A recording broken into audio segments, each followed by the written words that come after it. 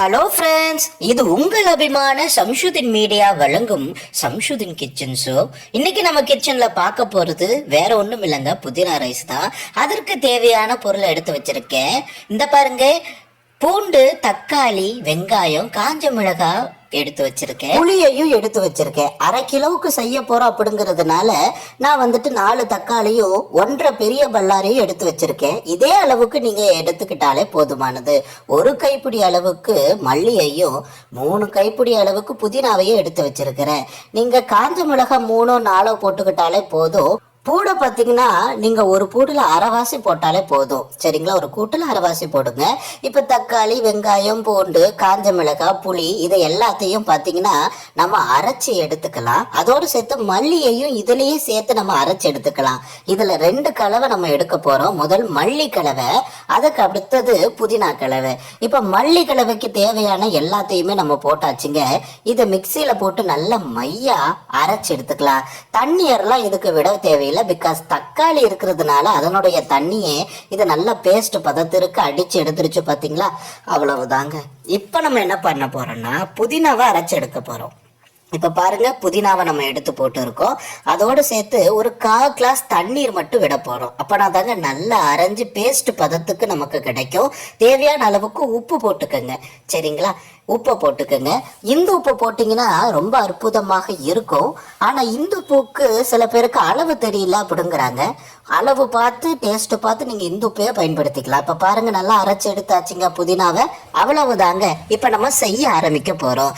இப்போ ஒரு சட்டி எடுத்துருக்குறோம், அதில் எண்ணெய் விடுறோம், சரிங்களா?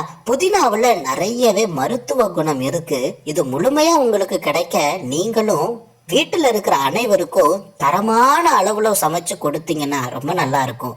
நிறமூட்டை, சுவையூட்ட, மணமூட்டைன்னு எந்த பொடியும் நீங்க பயன்படுத்த கூடாது என்பது என்னுடைய தாழ்மையான கருத்து. இப்ப பாருங்க, கடலை பருப்பு அதோட சேர்த்து கொஞ்சம் உளுந்தையும் நான் போடுறேன். அதோட சேர்த்து கொஞ்சோண்டு நம்ம கடுகையும் விடுறோம்.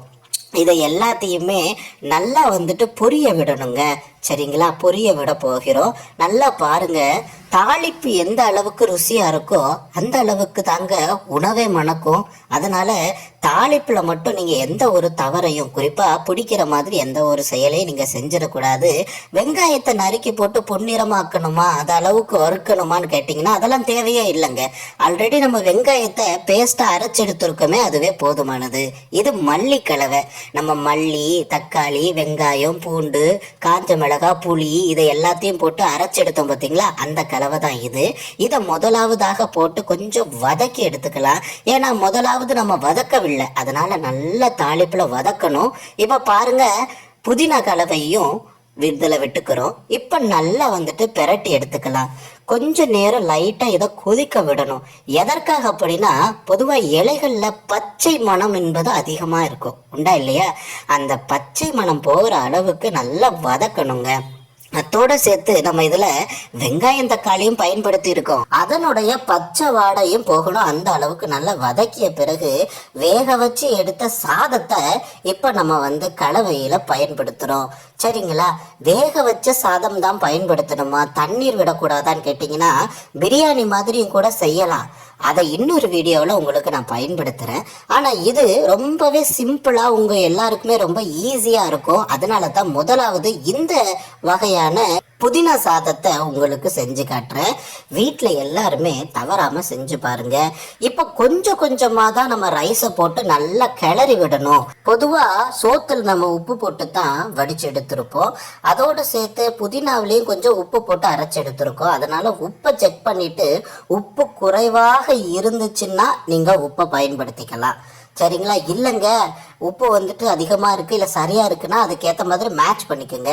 ஏன்னா உப்பு இல்லா பண்டம் குப்பையிலங்கிற மாதிரி உப்பு அதிகமாக போட்டாலும் அது குப்பையில் தானே. அதனால் பார்த்து பயன்படுத்துங்க, ரொம்ப ருசியாக இருக்கும். கொஞ்சம் லிக்விட் பதத்தில் இருக்கும்போதே கல் உப்புலாம் கரைஞ்சிடும். தூள் உப்பு எப்போ வேணாலும் பயன்படுத்திக்கலாம். ஆனால் சாதத்தை பொறுத்த வரைக்கும் கொஞ்சம் முன்னாடியே உப்பு போடுறது நல்லது. இப்போ பாருங்கள், கொஞ்சம் கொஞ்சமாக சாதம் போட்டு நான் கிளறி விட்டுக்கிறேன். அப்பொழுது தான் முழுமையாக எல்லா சோற்றுலேயும் புதினாவினுடைய அந்த எசன்ஸ் இறங்கும். ரொம்ப அற்புதமா இருக்கும். புதினா என்பது ஒரு அற்புதமான அருமருந்துங்க. அந்த புதினால இருக்கக்கூடிய அந்த மனம் ஒன்றே நம்ம எல்லாருக்குமே ரொம்பவே பிடிக்கும், எல்லாருமே விரும்பி சாப்பிடக்கூடியதாகவும் இருக்கும். அந்த மனம் மட்டுமே போதும்.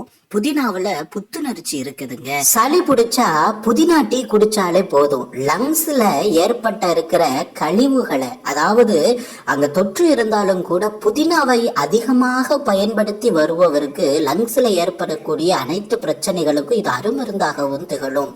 புதினா ரத்தத்துல இருக்கக்கூடிய கழிவுகளை கூட வந்துட்டு அகற்றக்கூடிய தன்மை கொண்டதாகவும் விளங்குவதால இது ரொம்பவே சத்தானதுன்னு கூட நான் சொல்லுவேன்.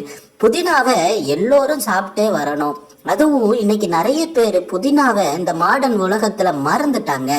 ஏதோ தேவையான அளவுக்கு பிரியாணியில மட்டும்தான் பயன்படுத்துகிறோமே தவிர வேற எந்த சமையல்ல புதினாவை பயன்படுத்துறோம்?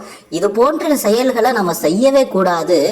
நாளுக்கு ஒரு நாளாவது நம்மளுடைய ஏதாவது ஒரு சமையல்ல டீல இந்த புதினாவை ஆட் பண்ணி சாப்பிட்டு வருவது நம்மளுடைய கடமை.